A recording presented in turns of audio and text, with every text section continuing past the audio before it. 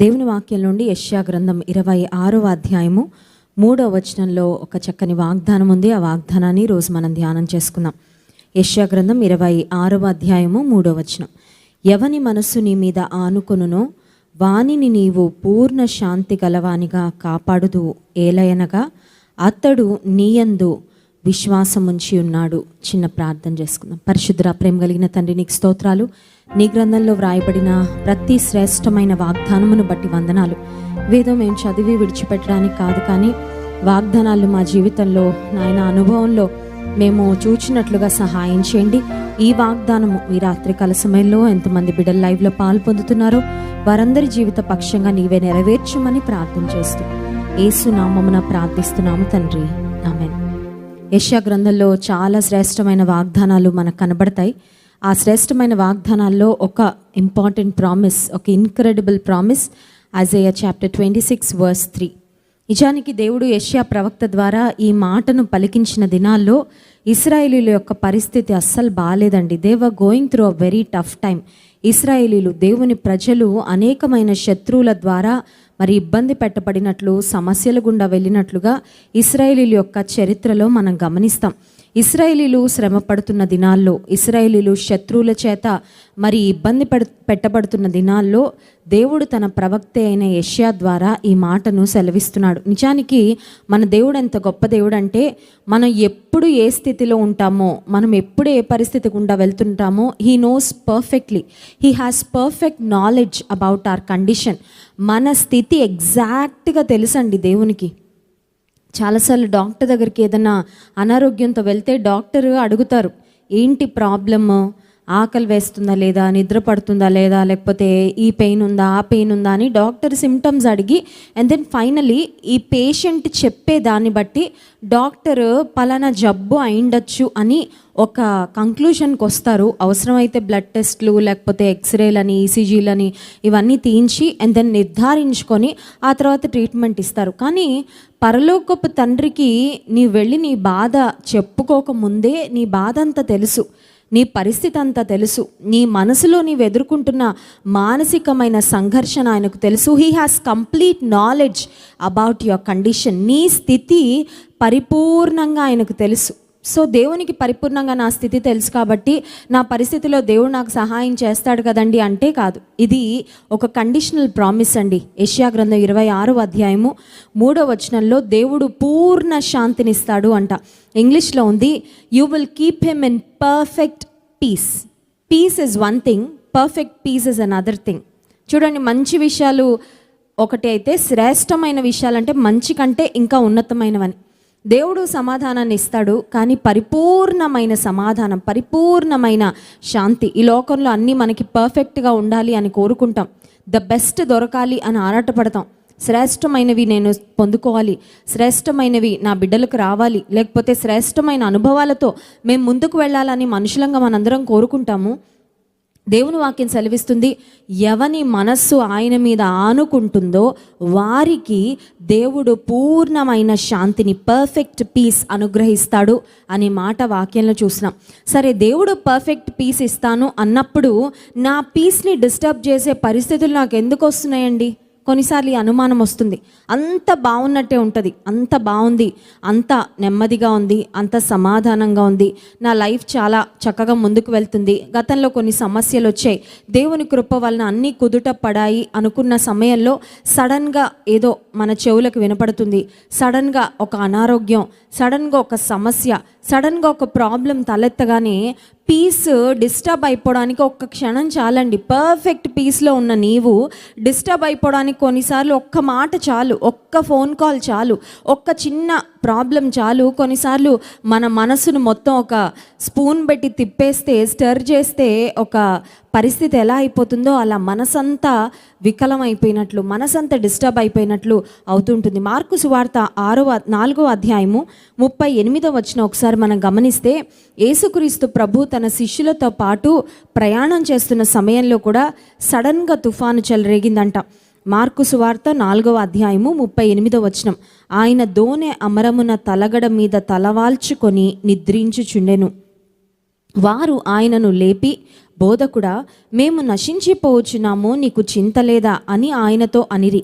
అందుకు ఆయన లేచి గాలిని గద్దించి నిశ్శబ్దమై ఊరకుండుమని సముద్రముతో చెప్పగా గాలి అణగి మిక్కిలి నిమ్మళమాయెను. అప్పుడు ఆయన, మీరెందుకు భయపడుచున్నారు, మీరింకనూ నమ్మిక లేక ఉన్నారా అని వారితో చెప్పెను. సడన్గా 37వ వచనం, అప్పుడు పెద్ద తుఫాను రేగి ఆయన ఉన్న దోణి మీద అలలు కొట్టినందున దోణి నిండిపోయిందంట. దోణె వాటర్తో దోణంతా నిండిపోయింది.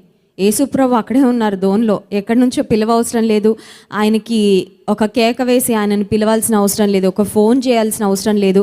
Jesus was right inside the same boat which was hit by the storm. తుఫాను చేత కొట్టబడిన అదే ఓడలో, అదే పడవలో యేసుప్రభు ఉన్నారు. నీ జీవితంలో యేసుప్రభు ఉన్నారు. But in spite of having Jesus in your life, you are hit by storms. యేసుప్రభు ఉన్నారండి, అయినా కూడా సమస్యలు వస్తాయి. లోకంలో బ్రతుకుతున్నాం కాబట్టి యేసుప్రభు నీ జీవిత నావలో ఉన్నా నీకు సమస్యలు రావచ్చు. సో సమస్య వచ్చింది కాబట్టి యేసుప్రభు లేడు అని అనుకోవడానికి లేదు. ఎందుకంటే బైబిల్ గ్రంథంలో ఈ సంఘటన మనకు నిర్ధారిస్తుంది. అదేంటంటే యేసుప్రభు వారితోనే ఉన్న ఇన్ పర్సన్. ఇప్పుడైనా దేవుడు మనతో ఆత్మరూపిగా ఉన్నాడు. కొన్నిసార్లు ఆత్మరూపిగా దేవుడు ఉన్నాడండి, బట్ ఐఎమ్ నాట్ ష్యూర్ నిజంగా దేవుడు ఉన్నాడో లేదో. మేబీ నేను జస్ట్ భ్రమపడుతున్నానేమో, మేబీ ఈ భక్తంతా ఇదేదో మన ఇమాజినేషన్ ఏమో, దేవుడు నిజంగా ఉంటాడో లేదో అని కొన్నిసార్లు బహుశా గాడ్స్ ప్రెజెన్స్ గురించిన ఒక అనుమానం, దేవుని సన్నిధిని గురించిన అనుమానాలు, దేవుడు ఉన్నాడా లేదా అనే అనుమానాల్ని మనసులో తలెత్తొచ్చు. కానీ యేసు ప్రభు శరీరధారిగా ఈ లోకంలో జీవించిన దినాల్లో ఆయన లిటరల్గా పడవలో ఉంటే కూడా ఆ పడవ మీదకి భయంకరమైన తుఫాన్ వచ్చిందంట, ఆ పడవ నిండిపోయిందంట. అంటే యేసుప్రభుకు కూడా వాటర్ తగులుతున్నాయండి. వాటర్ చూడండి, యూజువల్గా మనం పడుకున్నప్పుడు గట్టి గాలి వస్తే మనకి ఇంకా బాగా నిద్ర పడుతుందేమో, కానీ ఒక చిన్న డ్రాప్లెట్ ఆఫ్ వాటర్ మన మీద తగిలినా కూడా వెంటనే మనకు మెలకు వస్తుంది. బట్ ఫర్ సమ్ రీజన్ యేసుక్రీస్తు ప్రభు వాళ్ళ రియాక్షన్ చూసే వరకు హీ వాజ్ క్వయట్. యేసు ప్రభు తుఫాన్ స్టార్ట్ అవగానే దాన్ని గద్దించవచ్చు కదా. ఈ శిష్యులు ఆయన మీద ఎంతగా ఆధారపడతారో, శిష్యులు విశ్వాసాన్ని ఎంతగా వాడతారో, శిష్యులు ఆ సందర్భంలో ఏం చేస్తారో జీసస్ వాంటెడ్ టు సీ. కొన్నిసార్లు మన జీవితంలో వచ్చే సమస్యలు ఇనీషియల్గానే దేవుడు తీసేయగలడు, ఎనీ పాయింట్ తీసేయగలడు. అన్ని పరిస్థితులు ఆయన ఆధీనంలో, ఆయన స్వాధీనంలోనే ఉన్నాయి. అయితే కొన్నిసార్లు కొన్ని సమస్యలు ఆయన అనుమతిస్తాడు. ఎందుకంటే ఆ సమస్యల మధ్యలో నీవు దేవుని ప్రెజెన్స్ను ఫీల్ అవ్వడానికి, దేవుని సన్నిధిని నీవు అనుభవించడానికి, నీ విశ్వాసాన్ని వాడడానికి, నువ్వు విశ్వాసంలో బలపడడానికి కొన్నిసార్లు కొన్ని సమస్యలు దేవుడు అనుమతిస్తాడు. ఇక్కడ యేసుక్రీస్తు ప్రభు ఆ గాలిని, సముద్రాన్ని అణచిన తరువాత మిక్కిలి నిమ్మళమాయనంట. ఒక గొప్ప తుఫాన్ వచ్చింది, మిక్కిలి నిమ్మలం అయిపోయింది. ఆ తర్వాత యేసుప్రభు అడుగుతున్న ప్రశ్న, మీరెందుకు భయపడుచున్నారు, మీరింకనూ నమ్మిక లేక ఉన్నారా అనే ప్రశ్న యేసుప్రభు అడిగారు. ఇప్పుడు మళ్ళీ మనం యెషయా గ్రంథం 26వ అధ్యాయానికి వద్దాము. మన జీవిత నావలో కూడా తుఫాను చెలరేగినప్పుడు, సమస్యలతో కొట్టబడుతున్నప్పుడు, please don't doubt God's presence. దేవుడు ఉంటే నాకు ఎందుకు ఇలా అవుతుందండి అని అనొద్దు. యేసుప్రభు నీ జీవితంలో ఉన్నప్పటికీ కొన్నిసార్లు సమస్యలు రావచ్చు. అయితే సమస్యల మధ్యలో how can I retain my peace, నా సమాధానాన్ని నేను ఎలా కలిగి ఉండాలి, నేను ఎలా కాపాడుకోవాలి, సమస్యల సుడిగుండంలో ఉన్నప్పుడు సైతం నేను నిమ్మళంగా, నెమ్మదిగా నేను ఎలా ఉండగలను అనే ప్రశ్న మీకు వచ్చినట్లయితే దేవుని వాక్యం సెలవిస్తుంది, సమస్యలలో నువ్వు ఒకటి చేయాలి. There something that you must do in order to see the fulfilment of God's promise. దేవుని వాగ్దానం యొక్క నెరవేర్పు నీ జీవితంలో చూడాలంటే నీవు ఒకటి చేయాలి. అదేంటంటే సమస్య లేనట్లుగా ప్రవర్తించడం కాదు. చూడండి, కొంతమందికి each one has a different way of dealing with problems. సమస్యలు వచ్చినప్పుడు ఒక్కొక్కరు ఒక్కొక్క విధంగా సమస్యలతో డీల్ చేస్తూ ఉంటారు. కొంతమంది ఏం చేస్తారంటే సమస్యలు వచ్చినా ఇగ్నోర్ చేస్తారు. ఇగ్నోర్ చేయడం అంటే they behave as if there is no problem even though there is problem. ఎలా అంటే సే ఫర్ ఎగ్జాంపుల్, ఏదైనా దేహం మీద చిన్న ర్యాష్ ఏదైనా వచ్చింది అనుకోండి, వచ్చింది కానీ రాలేదన్నట్టు నేను I will just ignore it, అంటే పట్టించుకోను అనుకుంటే కొన్నిసార్లు ఆ ర్యాష్ తగ్గిపోవచ్చు.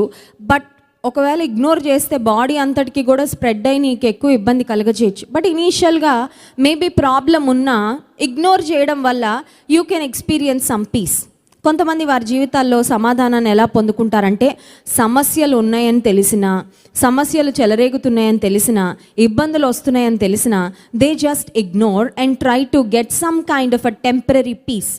సమస్యలను ప్రక్కన పెట్టేయడం ద్వారా, సమస్యలను పట్టించుకోకుండా ఉండడం ద్వారా ఏం జరిగితే నాకేంటండి, ఎటుపోతే నాకేంటండి, నేను వాటి గురించి పెద్దగా పట్టించుకోకుండా నా సమాధానాన్ని నేను కాపాడుకుంటాను అనుకునేవారు ఒక కేటగిరీ. సో దాన్ని ఏమని చెప్పుకోవచ్చు అంటే, దట్ ఈస్ నాకు వచ్చే వాటర్, ట్యాప్లో నుంచి వచ్చే వాటర్ ఆ పైన వాటరే కదా, సో డస్ట్ పార్టికల్స్ అవన్నీ కింద సెటిల్ అవుతాయి కాబట్టి ఇట్స్ ఓకే అని, బహుశా నాకు వచ్చే పార్టికల్స్ పైవే కాబట్టి ప్యూర్ వాటరే కదా నేను యూస్ చేసుకునేదని ఒకవేళ ఇగ్నోర్ చేసి అలా మేనేజ్ అవ్వచ్చు. బట్ దాన్ని ఏమంటారంటే పీస్ ఆఫ్ స్టాగ్నేషన్ అంటారు. స్టాగ్నేషన్ అంటే నీ జీవితంలో ఉన్న పరిస్థితిని అలా ఉన్నట్లుగా ఉంచేసి, ఉన్న సమస్యలను అలా ఉంచేసి వాటితో డీల్ చేయకుండా నువ్వు మాత్రం జీవితంలో ముందుకు వెళ్ళిపోవడం. అది ఎలా ఉంటుందంటే, వన్ ఫైన్ డే ఆ సంపులోకి చూస్తే ఆ డస్ట్ పార్టికల్స్ లేకపోతే ఏ మురికి పదార్థాలు అయితే అందులో పడిపోయినాయో, అందులో కలెక్ట్ అయినాయో, అవన్నీ ఒక రకమైన స్లైమీగా పాచి పట్టిపోయినట్టు, తర్వాత అశుభ్రంగా, అనారోగ్యానికి కారణం దారి తీసేవిగా పరిస్థితులు వెళ్ళిపోతుంటాయి. కొన్నిసార్లు మనం ఏం చేస్తుంటామంటే, సమస్యలు వచ్చినప్పుడు స్టాగ్నేట్ చేసి పడేస్తాం. అంటే ఆ సమస్యలను దేవుని సన్నిధికి తీసుకెళ్ళి వాటి కొరకు పరిష్కారాలను దేవుని సన్నిధిలో వెతకకుండా, దేవుని సమాధానాన్ని కోరుకోకుండా, ఫర్ ద టైమ్ బీయింగ్ ఒక kind of stagnation, peace of stagnation. But అల్టిమేట్గా ఎప్పుడైనా సరే దాంతో డీల్ చేయాల్సిందే. మూడో రకమైన సమాధానం ఈ లోకంలో మనుషులు వెతికేది ఏంటంటే peace of dependence. Peace of dependence అంటే ఏంటంటే, ఒక సమస్య వచ్చినప్పుడు వాళ్ళకి ఎదురుగా కనబడే ఒక వ్యక్తి మీద కానీ, లేకపోతే వారి చేతిలో ఉన్న ఏదో ఒక source, it may be money or it may be anything else, దాని మీద ఆధారపడి వాటిని బట్టి సమస్యలలో మనసును నిమ్మళపరుచుకుంటారు. ఏమనంటే, ఓకే సమస్య వచ్చింది కానీ పలానా వారు ఉన్నారు కదా, మాకు పర్వాలేదులే. సమస్య వచ్చింది, కోర్టు కేసు ఉంది, బట్ పలానా లాయర్ మా పక్షంగా మరి వ్యాజ్యం ఆడుతున్నాడు కదా, మా పక్షంగా మా కేసును డీల్ చేస్తున్నారు కాబట్టి పర్వాలేదులే. సో టెంపరీగా you try to get some piece based on people. నువ్వు ఆధారపడుతున్న వ్యక్తుల మీద కానీ, పరిస్థితుల మీద కానీ నువ్వు కొంచెం భరోసాని పెట్టి సమాధానాన్ని పొందుకోవడం. బట్ ఒకవేళ ఆ మనుషులు నువ్వు చాలా నమ్మావు, బట్ అనుకున్నట్లు జరగలేదు, ఆపోజిట్ జరిగింది, ఆ తర్వాత సమాధానం డిస్టర్బ్ అయిపోద్ది. లేకపోతే నువ్వు అనుకున్నావు డబ్బుతో ఈ సమస్య నేను పరిష్కరించుకోగలనని, బట్ డబ్బుతో కూడా పరిష్కరించుకోలేకపోయావు. సో నీకు వచ్చిన ఆ టెంపరరీ పీస్ ఆ తర్వాత పోతుంది. కానీ దేవుడు వాగ్దానం చేస్తుంది ఏంటంటే, ఎవని మనస్సు ఆయన మీద ఆనుకుంటుందో వానికి పూర్ణ శాంతిని అనుగ్రహిస్తాను. He will give us perfect peace. పరిపూర్ణమైన సమాధానము, పరిపూర్ణమైన శాంతి ఎప్పుడు ఇస్తాడంటే, ఇందాక నేను డిపెండెన్స్ అనే మాట చెప్పాను, పీస్ ఆఫ్ డిపెండెన్స్. ఆయన మీద మనం డిపెండ్ అవ్వడం నేర్చుకుంటే, for all your problems the first place that you run to is God's presence. నీకు ఏ సమస్య వచ్చినా మొట్టమొదటిగా నువ్వు పరిగెత్తి వెళ్ళాల్సింది ఎక్కడికంటే యేసయ్య దగ్గరకు. ఫస్ట్ చెప్పుకోవాల్సింది ఎవరికంటే యేసయ్యకు. ఫస్ట్ అడగాల్సింది యేసయ్య సహాయం కొరకు. ఏదన్నా ఏం చేయాలో దిక్కుతోచని పరిస్థితి, ఆలోచన కొరకు మొదట వెళ్ళాల్సింది దేవుని దగ్గరికి. సహాయం కొరకు మొదట వెళ్ళాల్సిన దేవుని దగ్గరికి. నీ బాధ చెప్పుకోవడానికి నువ్వు మొదట వెళ్ళాల్సిన దేవుని దగ్గరికి. దేవుని మీద ఆనుకునే అనుభవం ఎప్పుడైతే మన జీవితంలో ఉంటుందో అప్పుడు దేవుడు తన పూర్ణ శాంతిని మనకు అనుగ్రహిస్తాడు. ఈ రాత్రికాల సమయంలో మీరు ఎటువంటి పరిస్థితుల గుండా వెళ్తున్నారో నాకు తెలీదు. కొన్నిసార్లు మనకి ఎలా ఉంటుందంటే, సమస్య రాగానే ఆ సమస్య మరుక్షణానికి మాయమైపోవాలనుకుంటాం. We want immediate relief. We want immediate help. We want immediate breakthrough. ఒకవేళ డాక్టర్ ఇలా చెప్పాడండి ఈరోజు, రేపొద్దున వెళ్ళగానే డాక్టర్ అసలు ఏం లేదని చెప్పాలి. కొన్నిసార్లు అలా ఎక్స్పెక్ట్ చేస్తాం. అఫ్ కోర్స్ కొన్నిసార్లు దేవుడు అలా ఆశ్చర్య రీతిలో ఇమ్మీడియట్గా హెల్ప్ ఇస్తారు, ఇమీడియట్గా రిలీఫ్ ఇస్తారు, ఇమీడియట్గా కార్యం చేస్తారు. But some times it's a process. కొన్నిసార్లు సమయం తీసుకుంటుంది. తన సమయంలో కార్యం ఎప్పుడు చేస్తారంటే ఆయన మీద మనం పరిపూర్ణంగా ఆనుకున్నప్పుడు, ఆధారపడినప్పుడు. ఈ రాత్రికాల సమయంలో నీ వివాహం గురించి నీకు చాలా చింత ఉందేమో. మేబీ నీకు రాత్రి నిద్ర నిద్ర పట్టడం లేదేమో, నా భవిష్యత్ ఏంటి, నన్ను ఎవరు నడిపిస్తారు ముందుకు, నా జీవితంలో నేను సరైన నిర్ణయం తీసుకోగలనా లేదా, నేను ఎలాంటి ఇంటికి వెళ్తాను, నా పరిస్థితులు ఎలా ఉండబోతు, నేను మంచాన పడితే ఏంటి, నా భార్య నా పిల్లలు ఎలా సర్వైవ్ అవుతారు, ఈ పరిస్థితులన్నీ మేము ఎలా హ్యాండిల్ చేస్తాం. మేబీ నీ పీస్ని డిస్టర్బ్ చేసే పరిస్థితులు ఏవైనా ఉండొచ్చు. It may be just one thought. కొన్నిసార్లు ఒక్క ఆలోచన చాలండి మన సమాధానాన్ని అంతా సమూలంగా నాశనం చేసి పడేయడానికి. ఒక్క మాట చాలు, ఇతరులు మాట్లాడే ఒక్క భయంకరమైన మాట చాలు నీ మనసులో ఉన్న సమాధానం అంతా పాడైపోవడానికి. కానీ ఈ రాత్రికాల సమయంలో దేవుడు వాగ్దానం చేస్తున్నాడు, నీ మనసు నా మీద ఆంచు, you just lean on me, you just depend on me, నా మీద ఆధారపడు, నేను నీకు పరిపూర్ణమైన శాంతిని ఇస్తానని. ఈ వాగ్దానం చెప్పాలంటే థియరీలో చెప్పుకోవడం కంటే ప్రాక్టికల్గా నువ్వు ఫాలో అయినప్పుడే you will see the fulfilment. నిజంగా అప్పటి వరకు మనసంతా గందరగోళం, అప్పటి వరకు మనశ్శాంతి లేని పరిస్థితి, అప్పటి వరకు చనిపోతే బెటర్ ఏమో ఈ సమస్యను ఎదుర్కోవడం కంటే అనే అంత మానసికమైన సంఘర్షణలో ఉన్న దేవుని మీద నీవు ఆనుకోగలిగితే, దేవుని మీద ఆధారపడగలిగితే ఆయన అద్భుతమైన శాంతిని, సమాధానాన్ని ఇస్తాడు. ఈ రాత్రికాల సమయంలో కూడా దేవుని మీద ఆనుకొని ఆయన ఇచ్చే పూర్ణ శాంతిని మనం పొందుకోవడానికి దేవుడు తన కృపను, సహాయమును మనకు అనుగ్రహించునుగాక. ఆమెన్. కళ్ళు మూసుకోండి, చిన్న ప్రార్థన చేసుకుందాం. పరిశుద్ధ ప్రేమ కలిగిన తండ్రి, నీకు స్తోత్రాలు. ఈ రాత్రికాల సమయంలో మీరు మాతో మాట్లాడిన నీ మాటలను బట్టి వందనాలయ్యా. ఎంతమంది నిజంగా పరిపూర్ణమైన శాంతి కొరకు అక్కడికిక్కడికి పరిగెడుతూ అటు ఇటు చూస్తూ దిక్కులు చూస్తూ దిక్కుతోచని పరిస్థితిలో ఉన్నారో వారిని జ్ఞాపకం చేసుకోండి. నీ మీద ఆనుకోవడానికి, నీ మీద పరిపూర్ణంగా ఆధారపడడానికి, నీవిచ్చే పూర్ణ శాంతిని అందుకోవడానికి, పొందుకోవడానికి, ఎక్స్పీరియన్స్ చేయడానికి నీ కృప మాకు దయచేయమని, ఈ వాగ్దానము నీ ప్రజలమైన మా జీవితంలో నెరవేర్చమని యేసు నామమున ప్రార్థిస్తున్నాము తండ్రి. ఆమేన్. దేవుని స్తుతించి ఆరాధించుకుందామండి. It's a time to praise and worship God.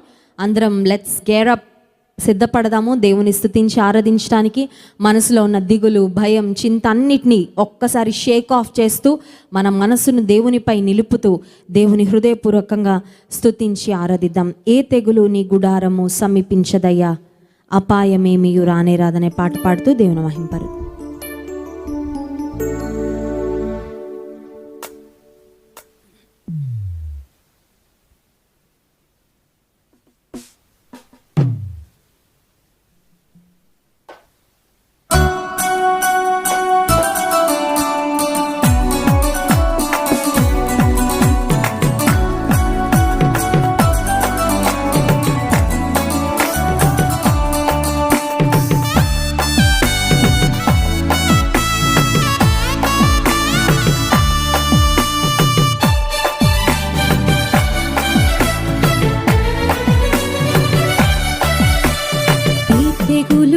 నీ గుడారము సమీపించదయా, అపాయమేమీ రానే రాదు, రానే రాదమ్మా. ఏ తెగులు నీ గుడారము సమీపించదయా, అపాయమేమీ రానే రాదు, రానే రాదమ్మా. లలలా లలలా లలలా లలలా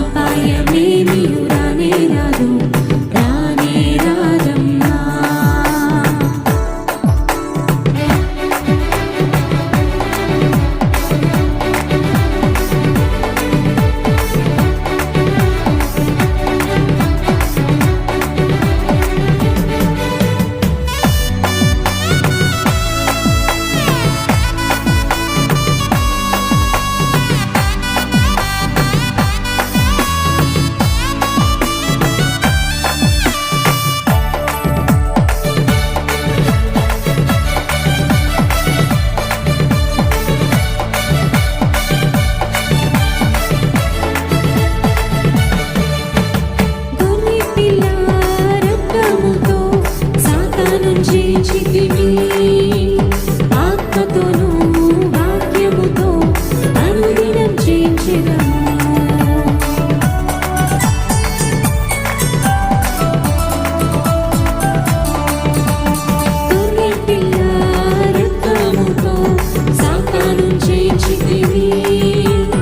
ఆత్మతోను వాక్యముతో అనుదినం చేర్చెదము తెగులు నీ గుడారము సమీపించదయా అపాయమేమియు రానే రాదు రానే రాదమ్మా ఈ తెగులు నీ గుడారము సమీపించదయా అపాయమేమియు రానే రాదు రానే రాదమ్మా